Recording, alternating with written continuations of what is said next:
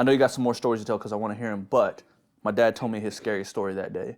And he told me about, first he used it as a teaching lesson about Jesus, but he started off with, he grew up in that house with his mom, single mom. And the same house that he lives in now? Yeah. The first time that he experienced the haunting of that house was when he worked at Duracell, the battery company, right? He was coming home late from work, walked in the door, all the stuff was, all TVs, all the lights were off. He came in, went straight into what was my current bedroom at the time, but his bedroom when he was a kid. He went in there, right? And in there they had a couch, a bed, and a TV. And he seen his mom, my grandma, sitting on the couch watching TV, and he was like, man, he was working the night shift. He's like, I'm so exhausted. They had a very close relationship. He lays down and puts his head in her lap, and she starts playing with his head and like massaging his head. And they're just talking about work and stuff. And he says that all of a sudden, the hands that were wrapping around his head, which he thought to my grandma, started to squeeze really hard, and he couldn't get out. And he with all his strength, he pulled out and got up and didn't look, just ran into my grandma's bedroom where she was asleep. And he told her about it, and they anointed the house and prayed over it. That is insane. I'll tell you later about the rest of the story, but that's not the only time we see doppelgangers in the house. I have personal friends, family members who all seen doppelgangers in the house, and the ghost always resembles people that lived there. One time it was me, and you know how I feel. You know how I feel when someone tries to jack my style. Yeah. Anyways, what do you say to the people that when you jack their style? I go, I'm a big fan. Okay, this one happened to me and Greg. Let's check these out. No, go ahead. This one happened to me and Greg recently. And Greg? Yes. I wouldn't say I was that scared, but it's unexplainable. Okay, what's up? So we were sitting on my back porch. We were having a conversation. We're about 2 hours into the conversation, and it's been just, back and forth. Occasionally there will be a little pause here or there. And dude, I don't know how to explain this, right? But behind my house, we have like these, a little patch of woods, and it's just pitch black. Yeah. So at some point, 2 hours into the conversation, we're chilling there. There's a little brief moment of silence, and we hadn't been hearing anything else outside during the time. And all we heard was, Nate. And then Greg looks Wait, for real? Yes. And Greg looks at me and goes, did that just say Nate? And I was like, because I heard it too, though. And then it was like... Just from the darkness? From the darkness, like a squeaky voice that was like, Nate? Or something like that. Greg, you got... Do it. Do it. What'd you hear? You heard it? It was like, Nate? Yeah. Yeah, bro. And because I didn't even know what it came from. Like, what even makes that? Nate? Yeah, it was like that, dude. Bro, no. And then, so we were like, that's a skinwalker, no, we're out of here, bro. And we went straight in the house. I locked the door. You're talking about this house? Bro, this was like 2 weeks ago. Bro, no Yeah, bro, way. I don't know what it was. What was though. on the other side of that voice? I don't know. It's a skinwalker for sure. Bro, you ever scared anybody before? It was my friend, bro. I was at his house. Him and his brother, crazy enough, him and his brother were sitting on the back porch, right?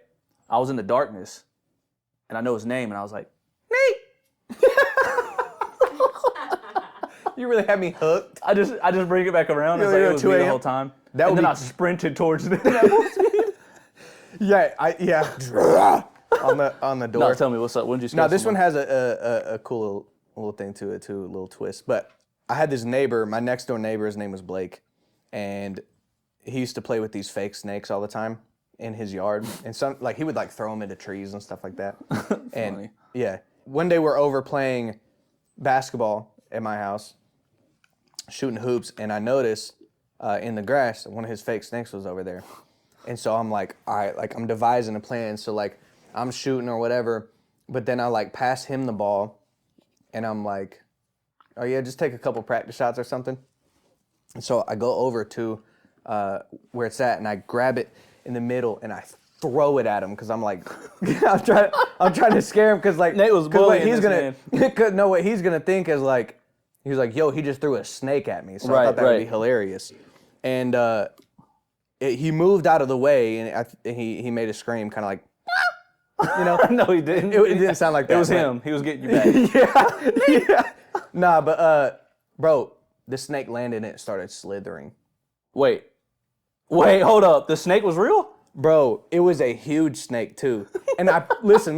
Wait, and so you just picked up a snake and tossed it? Bro, at the point that I saw it slithering, I was like, it scared me because then I'm like, I realized what I just did. And so I was like, oh my goodness. And Blake was like, bro, why'd you throw that at me? He's like, it was a real honestly, I don't even remember how his reaction was after that because I was just like, what the heck? Also, you just had it in your hand. Yeah, and also you're supposed to grab a snake. Like if you were actually going to grab a real snake, you grab it by its head. Right. I picked that joint up right in the middle. And it was like it was a black king snake. It was probably like this big. Oh, okay, gotcha. And it was pretty harmless. But still, it's still terrifying. I mean, still, right. Yeah. But yeah, dog. I should have guessed that. I don't know why I had just assumed that it wasn't real. It was just because of the context of occasionally his snakes would be in my yard. But there was a crack in our pavement in the at the old house, and like snakes sometimes would get under there. So occasionally we would actually see a real snake over there. But for whatever reason, this time I was like, oh, I'm gonna get him with his own fake snake. Right. And you tossed a real snake at him. That's wild. I got one more time. Imagine if it landed and wrapped around his neck. What would you have done then? And it bit him in his face. And he goes... and he turned into Snake Man. It's like just the dumbest stories. What can we come up with? All right, I got one more time that I scared him. Okay. And the here's same the thing. dude? Yeah. Listen, though. It's not that I was singling him out specifically. It was just that he just happened to be in the right place, right time. Because, like, you know what I'm saying, occasionally I would just do stuff. Man, Nate. Okay, so in my back door, you know, he's the next door neighbor, so there was this back door area that kind of opened up to the side of his house. Yeah. And it had a 3x3 window pane on it, right? So it's got the dividers. And I was in the basement. And so in the basement, it was pitch black in there. And I noticed, I think I was watching like The Walking Dead or something. And I noticed that he was outside on his porch. It looked like he was looking for something. So I'm like, okay, bet. Bro, I just can't picture you as a kid just like, I'm watching The Walking Dead and I just looked out the window and noticed a kid doing life. What can I do? I noticed you walking on the back porch, and so I was like, I got just the thing. And so I went in my closet and I got this old demon mask that I wore for Halloween, bro.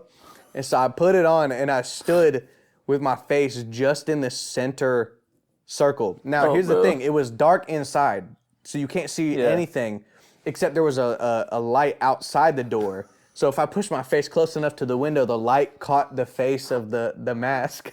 And so I just stared at him, bro. And after about a minute, he looked over, he noticed me, he screamed and sprinted inside. It looked like a demon was coming outside your house? No. It was just like, there was just a demon looking at him. That's terrifying. From his next door neighbor's house. Also, there's no like, because he didn't expect. I never told him. Bro, it's crazy. I actually just tell more doesn't about him know, that he bro. didn't come over and be like, hey, bro, I think your house is demonically possessed. I know, come on, bro, help me. No, it's funny though because he's just doing something. He didn't expect to be. No one expects to be scared. Exactly. But bro. but even more so, there's another layer. It's like I don't look over and assume that's a demon mask. Right. I go, oh, that's just a demon. Or something like that. Yes, well, I think what also makes it funny is like sometimes you get scared by something that you realize wasn't the thing that you thought it was. Yeah. But this was just the thing you thought it was. You know what I'm saying? Like he looked over and saw a fully articulated demon's face staring at him from the window. I'll pass. Anyway, on that. sorry, Bro. Blake. Yeah, baby, need top 5 when I'm done going mental. Yeah, I'm locked in, you can peep my condition in the lab all winter. All summer, yeah, I went dumb, now I'm about to go dumb and throwing way more.